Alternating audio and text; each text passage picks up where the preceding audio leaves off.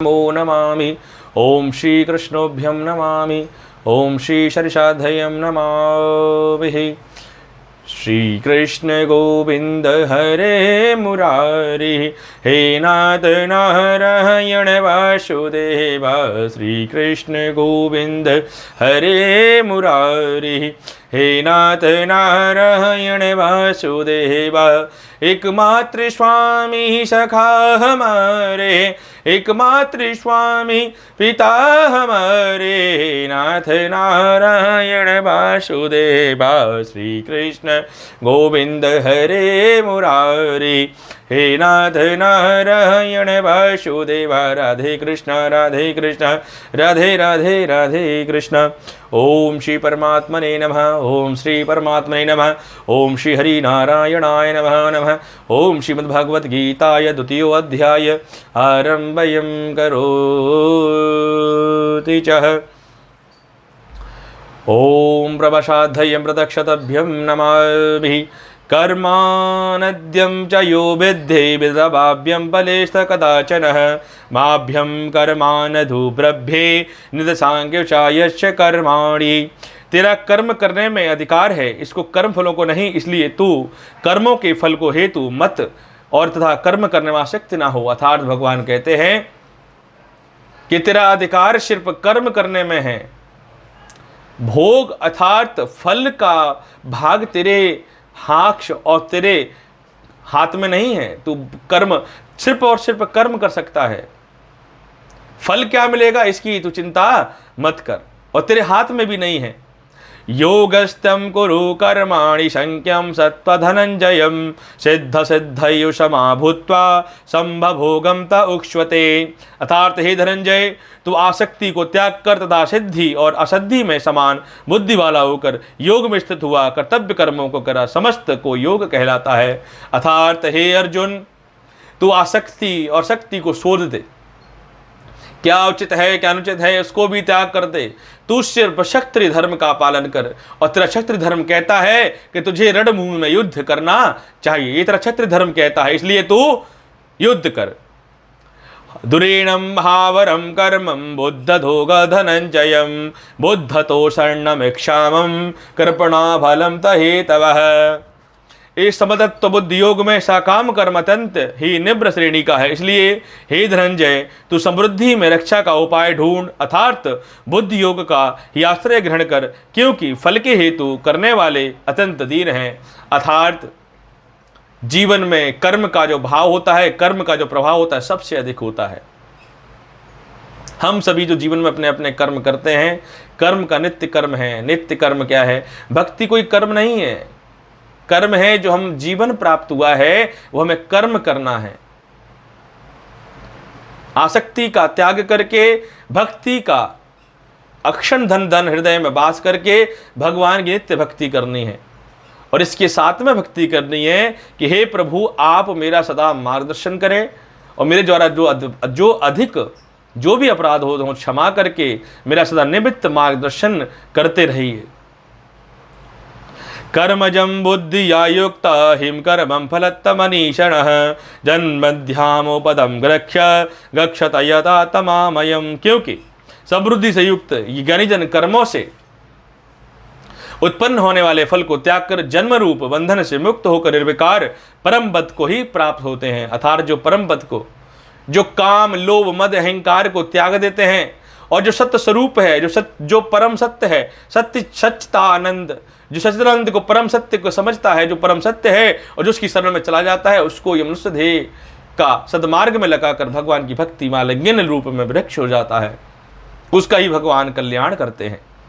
यदा हि मोह काले क्लं बुद्धयोति तरिष्यति, तदनन्त्यामि निवृद्ध्यं श्रोतसूत्रातु शत्रचः। जिस काल में तेरी बुद्धि मोहरूप दलदल को भली भांति पार कर जाएगी, उस समय तू सुनने में आने वाले इस लोक और परलोक संबंधी सभी भोगों में विराग को प्राप्त हो जाएगा। भगवान श्री कृष्ण कहते हैं कि हे अर्जुन, तेरी बुद्धि जब मोहरूप दलदल को, ये क्या है, हम अर्थात जब ये इस माया के चक्र में फंसे हुए हैं, जब हमारी बुद्धि मोह रूप के दलदल से पार हो जाएगी तो हम योग भाव में प्रविष्ट हो जाएंगे और हमें ज्ञान प्राप्त हो जाएगा कि हमारे जीवन का उद्देश्य क्या है, हमारे जीवन का कर्म भाग्य क्या है और हमारे जीवन का कर्मभक्ति क्या है।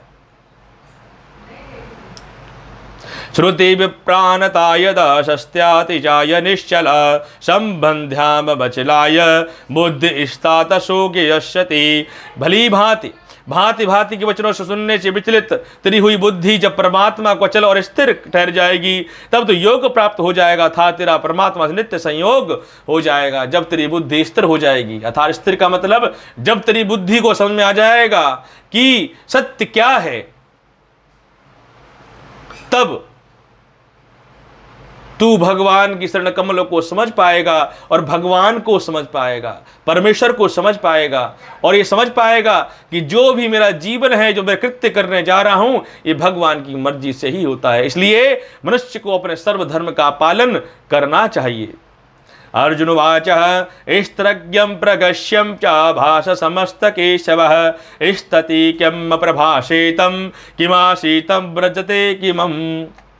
अर्जुन का भाव देखिए, भगवान श्री कृष्ण अर्जुन को समझा रहे हैं और अर्जुन एक अबोध बालक की तरह भगवान श्री कृष्ण से बार बार पूछ रहा है। भगवान श्री कृष्ण अर्जुन क्या कहते हैं? अर्जुन बोले, हे केशव, समाधि में स्थित परमात्मा को प्राप्त हुए स्थिर बुद्धि पुरुष का क्या लक्षण है? यह स्थिर बुद्धि पुरुष कैसे बोलता है, कैसे बैठता और कैसे चलता है?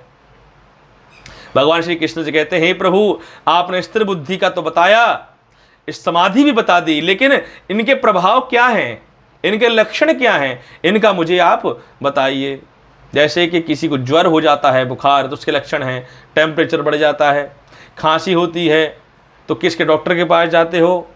डॉक्टर आपका इलाज करता है, आपको दवाई देता है। उसी प्रकार से मनुष्य देह में जो भगवान जो गीता के माध्यम से जो बताने जा रहे हैं हम सभी को, मैं आपसे नित्य कहता हूं कि ध्यान पूर्वक सुनना चाहिए, क्योंकि श्रीमद् भागवत गीता एक ऐसा ग्रंथ है, ऐसी वाणी है जिसके श्रवण मात्र से, जिसके ग्रहण मात्र से जीवन का उद्धार हो जाता है। हर प्रश्न के उत्तर आपको मिलेंगे अर्जुन और श्री कृष्ण के माध्यम से। ध्यान पूर्वक सुनो। तो क्या कहते हैं कि समाधि में लगे हुए जो पुरुष हैं, ज्ञानी जन हैं, उनके क्या लक्षण हैं? सद्बुद्धि, सद्बुद्धि का भक्षण, यथार्थ ज्ञान बुद्धि क्या है, इसके क्या लक्षण है? हे केशव, मुझे विस्तार पूर्वक कहिए। श्री भगवान वाचा, भगवान कहते हैं, प्रजापति यदागत्यम कामन वात्रवारमगोतरः अंत्यम भ्यावोश्वान सृष्ट विद्याम न दोक्षते। अर्थात श्री भगवान बोले, हे अर्जुन, जिस काल में यह पुरुष मन में स्थित संपूर्ण कामनाओं को भलीभांति त्याग देता है और आत्मा में ही संतुष्ट रहता है, उस काल में यह स्थित प्रत्यज्ञ कहा जाता है। इसका मतलब ये है कि मेडिटेशन, आप नित्य मेडिटेशन करेंगे जब भगवान का ध्यान करते हैं। ध्यान का मतलब क्या होता है? ध्यान का मतलब होता है कि आपने 5 कामेंद्रियों को, 5 ज्ञानेंद्रियों को और 11वें मन को आपने स्थिर कर दिया है। कहां पर? केंद्र बिंदु। इसको क्या बोलते हैं? इसको बोलते हैं बाक्षशात। इसमें अगर आपने धारण किया है तो आपको एक दिव्य तिज्य पुंज दिखाई देगा, ओमकार। जब आप ध्यान कर रहे हैं तो आपका मन स्थिर हो जाएगा, आपके 4-5 कामेंद्रियां, मंद्रियेंद्रियां सब स्थिर हो जाएंगी। जब आप करेंगे तो उसको क्या कहते हैं? ध्यान कहते हैं। क्या कहते हैं? ध्यान। ध्यान ये नहीं होता माला फेर रहे हैं वो ध्यान है। मन में स्मृत विचार वस्तुएं आ रही हैं, ये स्वाभाविक है।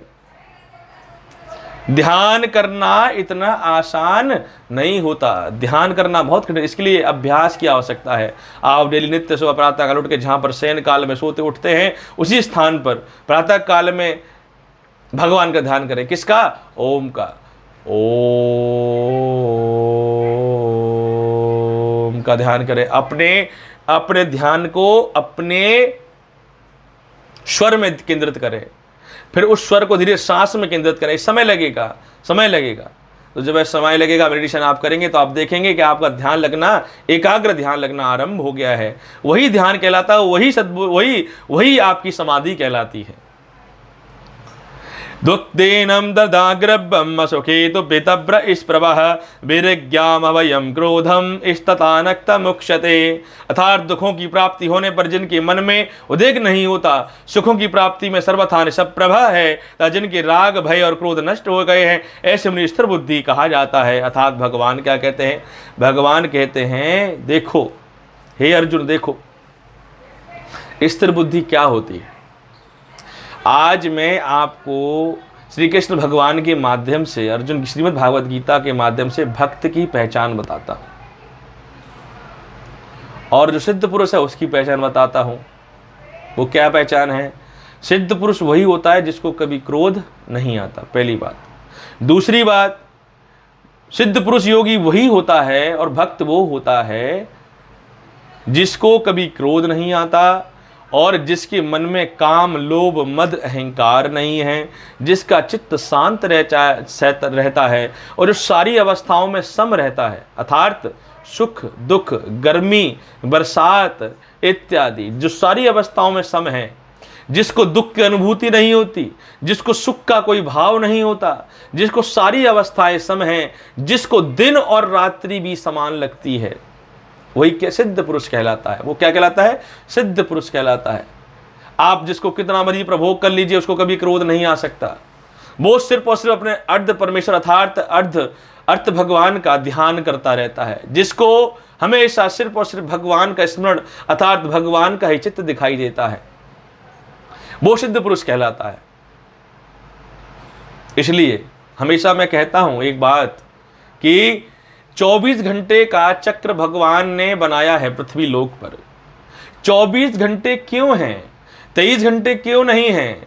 24 घंटे 5 मिनट क्यों नहीं है? 24 घंटे का चक्र क्यों है? इसलिए क्योंकि 24 घंटे में 8 घंटे भगवान की भक्ति होनी चाहिए, जो आत्मा और परमात्मा का मिलन हो सके, जिससे इसके आपका जो मनुष्य देह है इसको सद्भात सद्गति प्राप्त हो सके।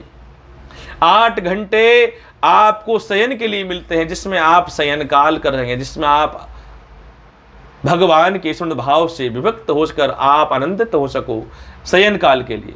और जो 8 घंटे होते हैं जीवन में जो आपको कर्म मिला है, अब जीवन में निश्चय है, आप मनुष्य देह प्राप्त हुई है, आपका परिवार है, आपके बच्चे हैं, आपकी संतानें हैं, तो अवश्य है आपको कर्म करना है। अब कर्म करने के लिए समय कितना है? कर्म करने के लिए समय भगवान ने 8 घंटे का निर्धारित किया है। ये 8 घंटे का समय आपको कर्म करने के लिए। कर्म क्या करना है?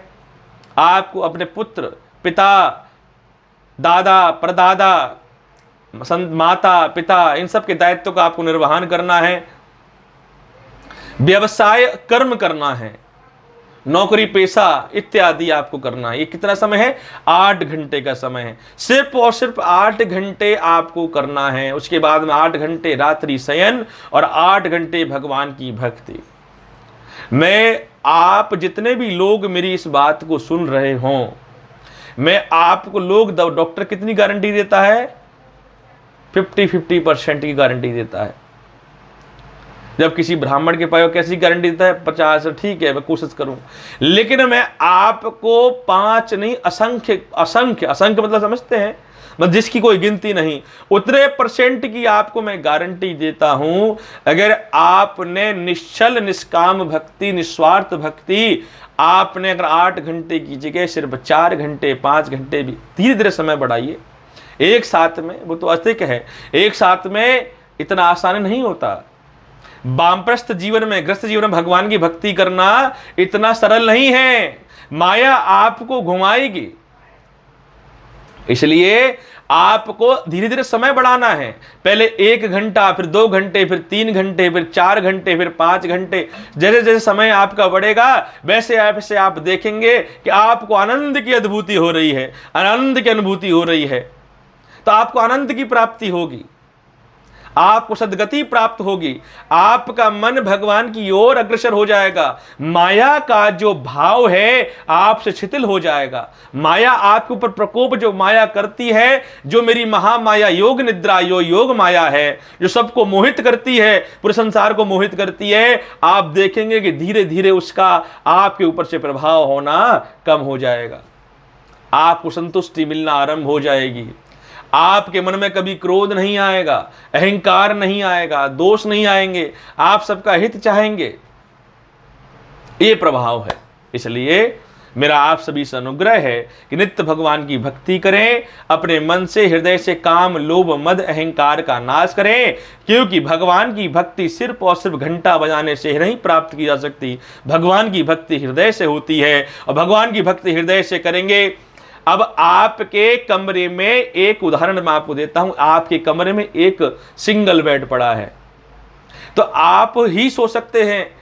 अगर आपको किसी और को सुलाना है तो या तो बिस्तर नीचे लगाएंगे, या आप बेड को जगह बड़े करनी, आपको बिस्तर की जगह चौड़ी करनी पड़ेगी, तब दूसरा अपने से सो पाएगा। उसी प्रकार से जब तक आपके हृदय में भगवान कहाँ वास करते हैं, हमारे जो इष्ट देव हैं कहाँ वास करते हैं, हमारे भगवान हमारे हृदय में वास करते हैं। लेकिन हृदय में कब वास करते हैं? जब हृदय में जगह खाली होगी। जब हृदय में जगह खाली ही नहीं होगी तो भगवान वास कहां से करेंगे? तो इसलिए हृदय में से काम घृणा दोष मद अहंकार और दोषना का वास रूप से जब तक है, तब तक भगवान आपके घर में अर्थात हृदय रूपी घर में वास नहीं कर सकते। तो इसलिए मित्रों, मेरी आपसे अनुग्रह प्रार्थना है कि आप सभी हृदय से भगवान की भक्ति करें और फिर वो आनंद का भाव दें। मैं आपको ये बताता हूँ क्या आनंद आएगा, इसकी मैं अनुभूति आपको नहीं बता सकता। शब्दों में जिसका कोई बखान नहीं किया सकता वही भक्ति है। शब्दों में जिसकी भक्ति का कोई वर्णन नहीं किया सकता वही भक्ति है। और शब्दों में जिसका कोई भी उपकारों का वर्णन नहीं किया सकता वही परमेश्वर की कृपा है, वही मेरे प्रभु की कृपा है, वही मेरी इष्टधात्री कुलदेवी कात्यायनी मातेश्वरी की कृपा है। मेरे जीवन में अब तक का भाव है। आज मैं जिस प्रकार से आपके सम्मुख प्रकट होता हूं, कुछ वर्ष पहले मैं इस प्रकार का भाव नहीं रखता था। ये तो भगवान की कृपा है। ये जो नरसिंह धाम मंदिर है चौमू के अंदर, इसकी कृपा है। उज्जत्र उत्तेजत प्रवेश्वर अदा उसकी कृपा है। आज मेरे हृदय कोशिश कर रहा हूं कि हृदय से जितनी भी काम लोभ वासना जितनी भी चीजें नित्य हैं वो सब निकल जाएं, सब दूर भाग जाएं, भगवान के अनुकंपा का पात्र बनूं। यही मैं आप सभी से कहता हूं कि डेली भगवान की भक्ति करें, अधिक से अधिक समय भक्ति के लिए निकालें। लेकिन भक्ति से करने, भगवान की भक्ति प्रसन्न तभी होते हैं जब आप अपने घर में अपने बड़ों का आदर सत्कार करते हैं, उनकी चरण वंदना करते हैं, उनका पूजन करते हैं और उनकी आज्ञा का पालन करते हैं। संस्कारों का होना बहुत अति आवश्यक है। चलिए आज हम यहीं विराम करते हैं। जैसा कि मैंने आपको बताया था, रविवार को श्रीमद् भागवत कथा चौमू ग्राम नगरी में चल रही है। श्रीमद् भागवत कथा हर रविवार को चलती है ना। आप सबसे मैं आनंदित रूप भाव का प्राप्ति करके आपसे अनुग्रह करता हूं कि आप नित्य भगवान की भक्ति करें और आनंद प्राप्त करें। आप सभी का कल्याण हो, आपके घर में लक्ष्मी का सदा वास रहे, आपके घर में कभी किसी प्रकार का बिछो ना हो, ऐसी ही मेरी परमेश्वर से अनुकंपा के लिए, भक्ति के लिए प्रार्थना है।